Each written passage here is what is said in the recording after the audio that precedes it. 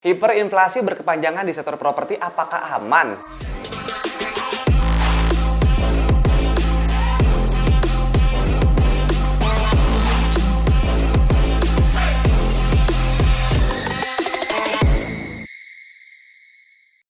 Dari berita-berita resesi yang beredar dan banyaknya berita hiperinflasi di tahun 2023 nanti cukup banyak menakut-nakuti masyarakat. Walaupun beritanya ini belum tentu valid, namun inflasi itu nyata, bos. Tapi sebelum saya bahas ancaman hiperinflasi di sektor properti, mungkin buat Anda yang belum nonton video saya yang resesi, bisa diklik sini, biar pembahasannya makin nyambung nih, dan nggak bingung lagi. Karena saya akan sharing beberapa ulasan sedikit tentang resesi yang kemarin. Tapi kali ini ditujukan untuk sektor properti. Hiperinflasi itu di mana inflasi yang terus meningkat tinggi dan berkepanjangan yang akhirnya membuat kita jadi susah untuk melakukan sesuatu atau bahkan buat membeli kebutuhan sehari-hari. Kemudian dampaknya adalah yang pertama, harga bahan pokok itu semakin mahal. Yang kedua, harga bahan bakar juga tambah mahal. Contohnya, seandainya terjadi hiperinflasi, Anda mau beli beras seliter aja nih, tapi harganya jadi 20.000. Dari yang tadinya berapa? Cuma 9.000 rupiah.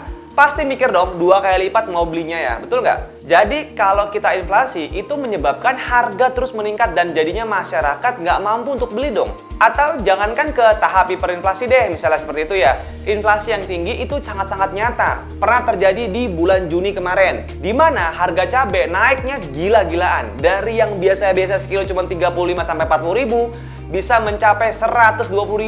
Di minggu pertama harga cabai itu 100.000, lalu di minggu berikutnya naik jadi 120.000. Itu bisa jadi contoh nyata dari inflasi yang tinggi. Tapi itu nggak seberapa nih. Gimana kalau semua harga kebutuhan tuh sehari-hari tuh jadi naik? Ekonomi Indonesia juga jadi malah down dan perputaran ekonominya nggak berjalan dengan lancar. Walaupun dikatakan demikian, kita harus bersyukur nih teman-teman tinggal di Indonesia, karena Indonesia dan luar negeri itu berbeda, bos. Kenapa berbedanya? Di luar negeri bisa mengalami krisis ekonomi akibat inflasi yang disebabkan karena perang. Banyak barang-barang hasil ekspor dan impor, sementara di Indonesia banyak banget sumber daya alamnya. Hampir semuanya tersedia. Kita tidak bergantung dengan impor dari barang-barang luar negeri gitu. Bahkan saat Amerika yang terjadi inflasi yang begitu tinggi juga nggak berpengaruh besar gitu ya.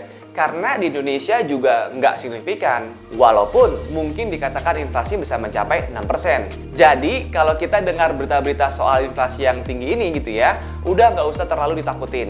Indonesia ini bisa terbilang kuat kok. Nah, selebihnya bagaimana Anda dapat mempertahankan kehidupan Anda sendiri. Mau keadaan krisis ekonomi ataupun nggak krisis sekalipun, kita nggak bisa tergantung sama orang lain.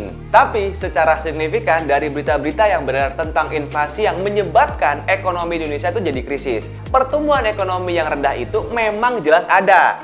Tapi di Indonesia secara keseluruhan belum pernah merasakan ekonomi yang growth-nya itu sangat rendah gitu ya. Tiap tahunnya bisa terus berkembang. Sebenarnya gini teman-teman, kalau Indonesia menjadi negara ekonomi dengan penghasilan menengah ke atas, pemerintah harus meningkatkan produktivitas, terutama dalam bidang industri. Nah, membangun sektor manufaktur yang canggih, agar pertumbuhan ekonomi Indonesia lebih optimal dalam jangka menengah dan jangka panjangnya. Jadi, kalau menurut saya, inflasi itu memang ada, tapi kalau hiperinflasi itu hanya sekedar ya, cuman ngomong kosong aja gitu ya. Maksudnya adalah, inflasi akan terus ada, tapi Indonesia untuk tahap hiperinflasi itu kemungkinan besar nggak mungkin. Nah, untuk mencegah hal itu terjadi, nah itu dia tadi nih, tambah produktivitasnya. Ini dikala inflasi ada lagi nih kan. Apakah sebaiknya kita menginvestasi di properti atau sebaiknya ditunda dulu nih? Justru dengan properti inilah sangat aman terhadap inflasi. Ketika misalnya hiperinflasi benar-benar terjadi, suku bunga itu akan terus naik gila-gilaan. Terus Anda punya cicilan khususnya rumah, otomatis bunganya akan terus naik. Maka lebih baik beli properti di awal nih. Dan ini merupakan cara untuk mempertahankan nilai mata uang dengan membeli aset-aset seperti properti. Karena itu, saat ini menjadi momen yang tepat untuk berinvestasi di dunia properti. Jangan tunggu-tunggu beli properti, tapi beli sekarang dan tunggu. Karena dengan beli properti bisa menyelamatkan kalian di kala inflasi. Loh, tapi kan harga properti mahal. Nggak semua harga properti itu mahal, bos. kita perlu riset dulu, kita perlu survei dulu, kita perlu lihat-lihat dulu lokasinya di mana. Baru cobalah konsultasi kepada orang-orang yang paham di dunia properti. Karena berinvestasi properti itu ada strateginya. Misalkan kita punya kos-kosan gitu ya. Kemudian atau kita juga punya rumah properti yang mau kita jual gitu ya. Nah, harga tergantung dari kita sendiri. Mau harganya mahal, mau harganya murah, atau mau harganya damai-damai saja. Nah, kalau seperti itu kita bisa kendalikan, maksudnya seperti itu. Atau yang kedua, kalau kita punya kos-kosan.